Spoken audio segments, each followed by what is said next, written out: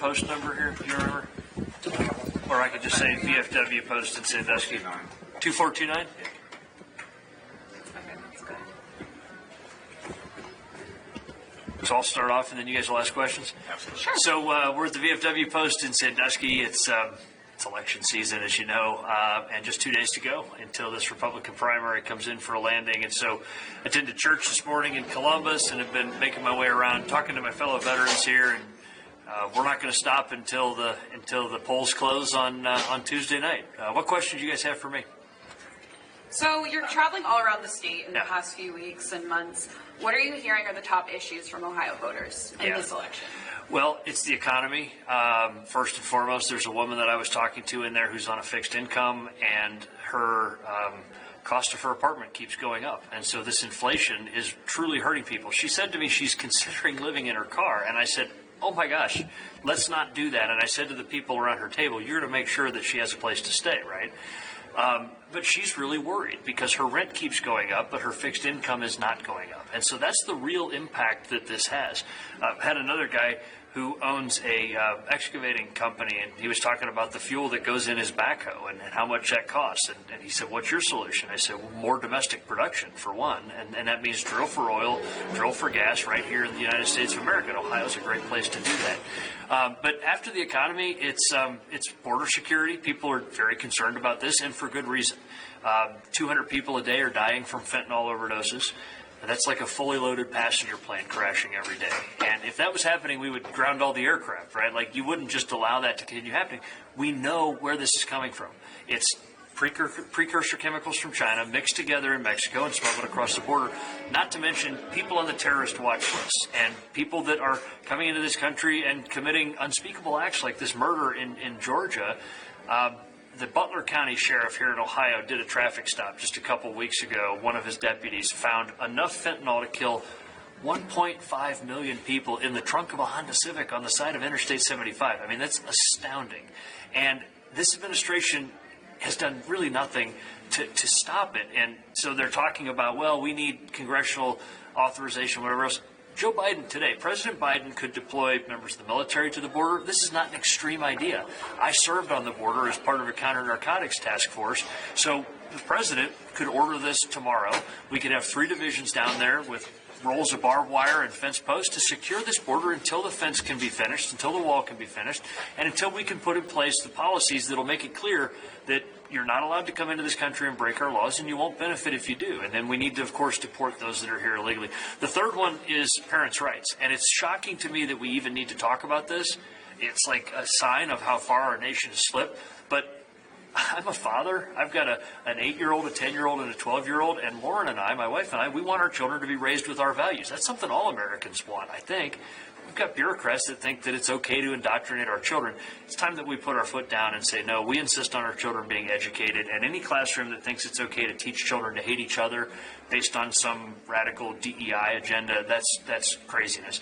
Any school that thinks it's okay to teach children to hate this country based on a skewed version of American history, also completely irresponsible. We need to teach our children to love this country and, of course, to understand where we've stumbled, but to make sure that we can continue to be the most exceptional nation on the planet. So it's the economy, it's the border, it's parents' rights. There's dozens of issues we could talk about, but those are the top 3. And, sorry, one more. Yeah. And as voters go to cast their ballots on Tuesday, how are they going to decide that you're different than the other 2 candidates? Yeah. What sets you apart from them? Well, there's a number of things. First of all, I'm the one that can beat Sherrod Brown, and that's important to point out. It's shocking to me that Chuck Schumer has just committed and spent $3.1 million to help Mr. Moreno. I think that that's pretty telling. They believe that Moreno's going to lose to Sherrod Brown, and so they're trying to pull him across the finish line.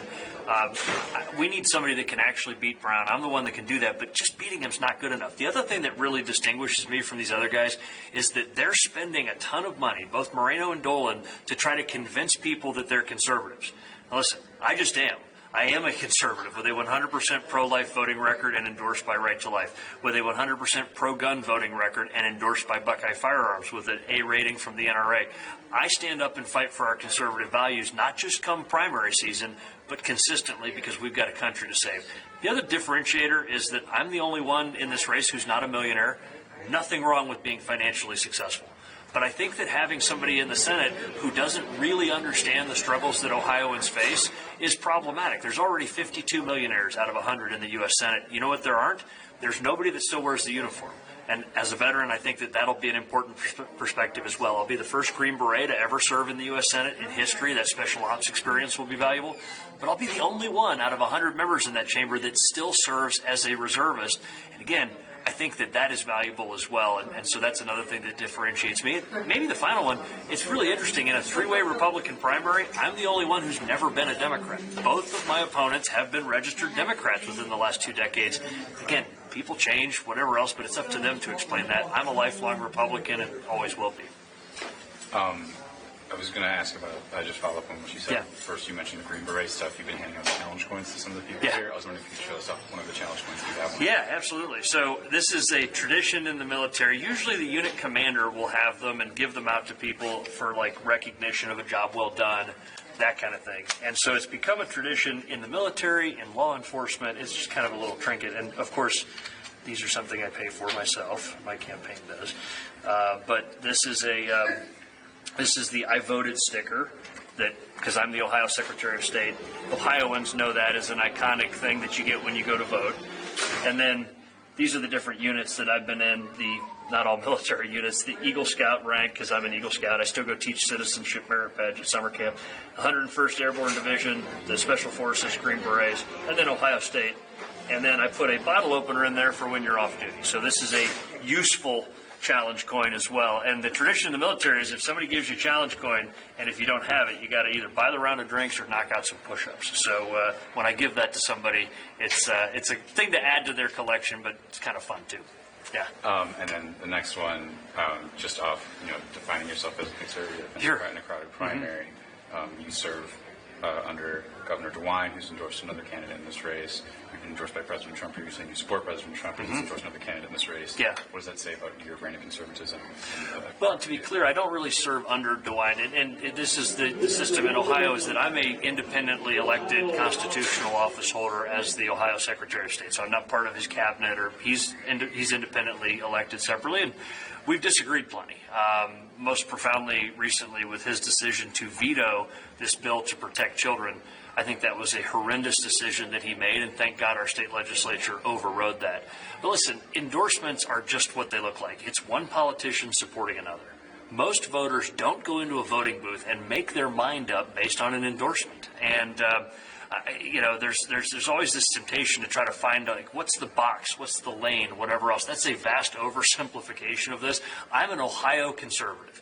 I'm pro-gun, I'm pro-God, I'm pro-life, I'm pro-tax cut and limited government. I believe that the free market is the greatest engine of human prosperity that ever existed. I believe in energy dominance. I drill, baby, drill, and let's not be reliant on other countries for our energy. So whatever box you want to put me in, I'm the guy that's going to cut your taxes, restore our economy, secure the border, stand up for parents' rights so that our children can be educated. I'm that kind of Republican, and proudly so. Endorsements are great. I've got several that I'm really proud of. I've got over 350 from local leaders, state, county chairmen, county commissioners, county sheriffs.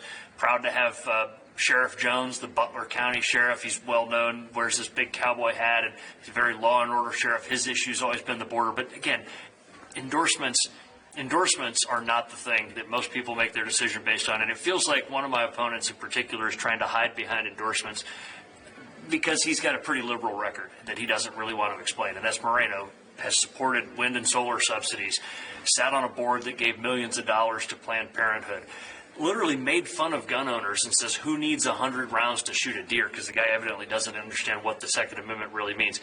But then he wants to say, but I was endorsed by these guys that you know. That doesn't cover for such a liberal background. And I think Ohio voters are onto it. John, did you have anything? Yeah, so the polls show the race pretty close with a lot of undecided voters. Huge number undecided. What unique challenges does that put out for you in the last weekend of the race? Well, listen, I've always been the guy in the race that doesn't have the most resources because I can't fund it out of my own pocket like both of my opponents can. But what I have done is raised millions of dollars. I'm proud of that. It's hard work to do, to raise that money in a primary. But I've campaigned the way that I've always campaigned. Of course, there's ads running and texts going out and digital advertising and all that. But I go out and meet people and talk to them one-on-one about what it takes. to win this race and why I'm the one that can beat Sherrod Brown. So those are the things that we've been working on with a huge number undecided. This is a job interview. I was just being interviewed by my prospective employers in there. And I think a few of them decided to hire me for the job, quite a few. Because once folks meet me, they understand that I'm the credentialed conservative that can beat Brown and will save this country. And again, that's what it comes down to. I took that oath when I was 18. And I said, I love this country so much, I'd give my life for it. Few things in this world that are really that precious, if you think about it. I think that that's one of the things that people value, and we have to save this country. We need people that are willing to fight for America and not just go to Washington and be popular in the D.C. cocktail circuit. And that's what the corporate elite types that I'm running against would do. Not me. I'm not going there to be popular. I'm going there to save this country. So you had mentioned obviously the Moreno's endorsement of Trump, but you're a supporter of Trump as well. Proudly. Yeah. Do you think he will be eager to work with you? Oh, absolutely. I know that for a fact. I have an excellent relationship with the president, and on March 20th, there will be no daylight between myself and President Trump. We will be aligned and working very closely together. Again, we have an excellent relationship. He picked who he picked, and I will be his best ally in the U.S. Senate when I get there, because we've got a country to save. This is not time for personalities and hurt feelings from, a couple months ago on the campaign trail. BS. On March 20th, Trump and I lock arms, and we go forward to beat Sherrod Brown and to beat Joe Biden and to save this country, because, again, we've got a lot at stake. Amen. Thanks. We're going to have to wrap up. Sorry. Thanks, guys. Sorry. No, sorry. Amen. All right. Thank you, guys.